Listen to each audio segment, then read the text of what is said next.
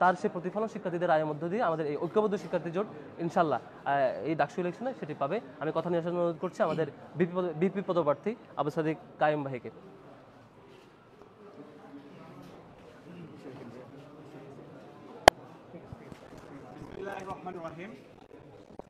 আপনারা জানেন ঐক্যবদ্ধ শিক্ষার্থী জোট এর পক্ষ থেকে গতকাল আমরা মনোনয়নপত্র সংগ্রহ করেছিলাম এবং আজকে আমাদের জোটের সকল সদস্যরা আমাদের মনোনয়নপত্র জমা দিয়েছি।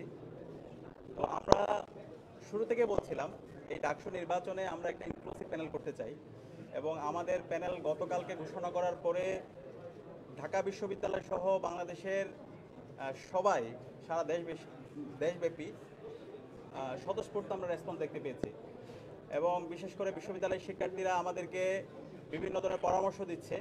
তাদের যে দাবি দেওয়া, তাদের যে প্রত্যাশা, তাদের যে আকাঙ্ক্ষা, সে আকাঙ্ক্ষার কথাগুলো আমরা শুনছি। তো আমরা জুলাইয়ের যে আকাঙ্ক্ষা, বিশ্ববিদ্যালয়ের শিক্ষার্থীদের যে আকাঙ্ক্ষা, তাদের যে প্রত্যাশা, সে আলোকে খুব দ্রুত সময়ের মধ্যে আমাদের ঐক্যবদ্ধ শিক্ষার্থী জোটের যে ইশতেহার সেটা ঘোষণা করব। এবং আপনারা জানেন বিগত 54 বছর ধরে বাংলাদেশে মাত্র 7 বার ছাত্র সংসদ নির্বাচন হয়েছে এবং ছাত্র সংসদ নির্বাচন হলেও 6 বার হয়েছে। ছাত্র সংসদ নির্বাচনে শিক্ষার্থীদের, বিশ্ববিদ্যালয়ের শিক্ষার্থীদের যে আকাঙ্ক্ষা, এখানকার যে দাবি, বিশ্ববিদ্যালয় প্রশাসনকে যে বাধ্য করা, শিক্ষার্থীদের যে দাবিগুলো আছে সেই দাবিগুলোর প্রতিচ্ছবি আমরা দেখতে পাইনি। বিগত সময়ে অনেকেই বড় বড় নেতা হয়েছেন ডাকসুকে ব্যবহার করে, কিন্তু শিক্ষার্থীদের যে প্রত্যাশা, সে প্রত্যাশাটা পূরণ হয় নাই। তো আমরা ঐক্যবদ্ধ শিক্ষার্থী যে জোট করেছি, সেই জোটের মাধ্যমে আমরা শিক্ষার্থীদের কথা দিতে চাই।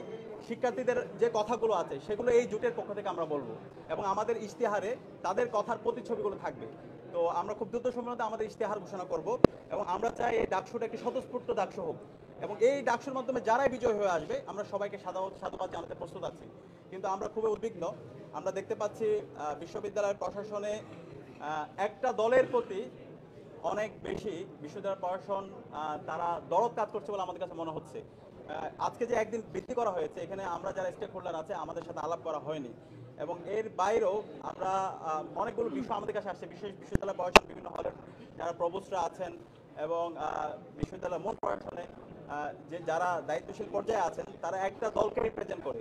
তো আমরা সেই দলের নাম বলতে চাই না। আমরা আশা করব আমাদের শিক্ষকরা আমরা শিক্ষক হিসাবে দেখতে চাই, কিন্তু শিক্ষক যদি তার দলীয় আদর্শকে এখানে প্যাট্রোনাইজ করতে চান তাহলে তারা ছাত্রদের বিপক্ষে অবস্থান নেবে।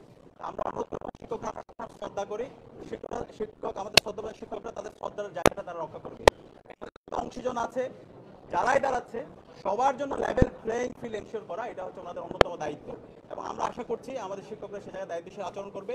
একটা লেভেল প্লেইং ফিল্ড এনশিওর করার মাধ্যমে একটা স্বতঃস্ফূর্ত ডাকসু হবে এবং এর মাধ্যমে শিক্ষার্থীদের যে ন্যায্য দাবিগুলো আছে, তাদের যে কথাগুলো আছে, তারাই যারা আমরা ক্যান্ডিডেট হব আমরাই বলবো এবং শিক্ষার্থীরা যাদেরকে ভালো লাগবে তাদেরকেই তারা গ্রহণ করবে এবং যারাই বিজয়ী হবে আমরা তাদেরকে সাধুবাদ জানানোর জন্য প্রস্তুত আছি।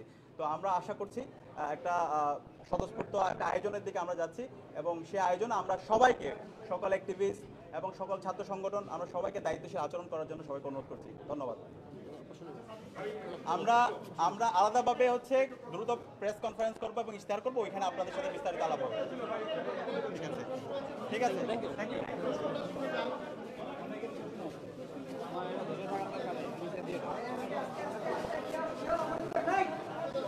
আস্তে আস্তে না, আস্তে আস্তে না।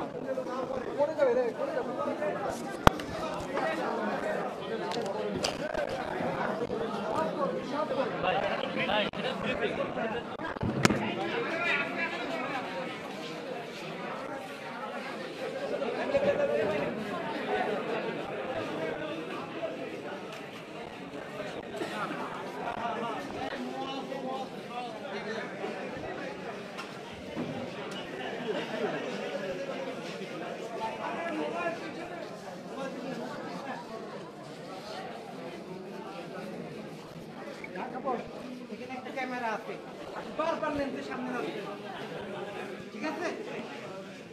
দেখতে এরা দেখা লাভ নাই, সভ্যতা ভদ্রতা শিখতে হবে আপনি কাজ করার আগে। আসতে ভাই আসতে